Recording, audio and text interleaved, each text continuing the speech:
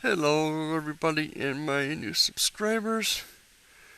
Thanks to Logic for mirroring my last video. If anybody else wants to also, feel free to. I think people need to hear that message more. But something that I've been thinking about, and this is going to sound a bit like a creationist or a theist, but hear me out. I do actually have a point behind this. And I'm wondering if perhaps sometimes people are too wise or knowledgeable when they respond to theists. I don't mean theists are not knowledgeable. There are some very smart people like the Soil and whatnot. Even Puppy Turtle in his own way is very smart, and they have just much knowledge. But I was watching Magic Sandwich Show, and listening to them to respond to Cy and Eric Hoban. Link below to the 9-part video series on it. And these people are extremely wise and very smart and knowledgeable. But they keep making the same mistake. And I keep seeing them get hung up and playing into the theist hand here. The theist expects them to pick apart, why their arguments are fallacies, why there's flaws in their arguments, why their arguments aren't sound and whatnot. And in this video, they keep playing the, I know that it's true because God is revealed in such a way that I know it's true. And that's the whole argument. Why they know it's Jesus and their God then requires logic and whatnot. And I'm sitting here thinking, and a couple of people try to point this out and they sort of ducked it. But there's a very simple flaw that you don't have to go into these huge, finer details. And before I reveal, at least to me, the flaw, and if I'm wrong, and you want to explain, let me know. I do want to understand this. But, there's an argument theists use for how atheists are like.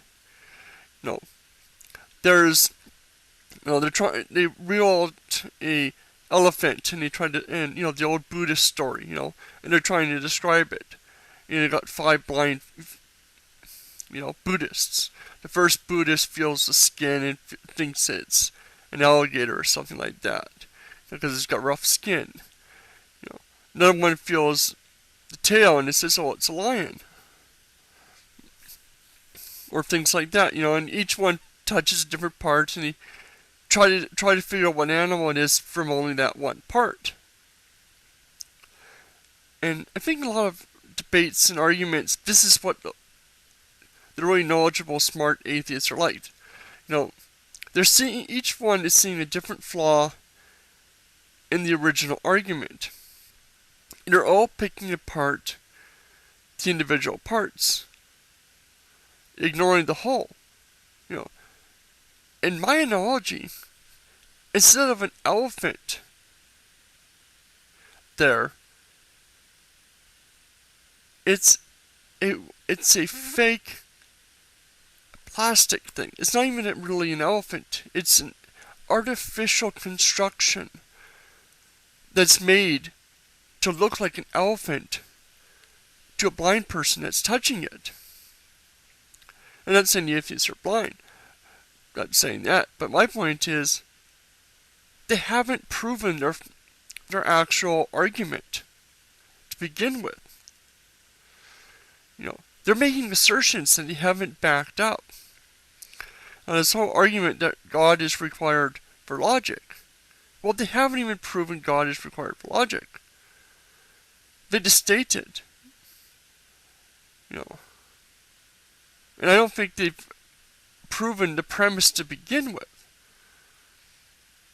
So they've told you that they've wheeled out an elephant and want you to describe it, when it's not actually an elephant. They're listening, they're laughing because they don't actually have what they claim in front of you. And you're trying to pick apart what they've claimed without realizing that it's not what they claimed. And that's where I think, people get hung up on too much.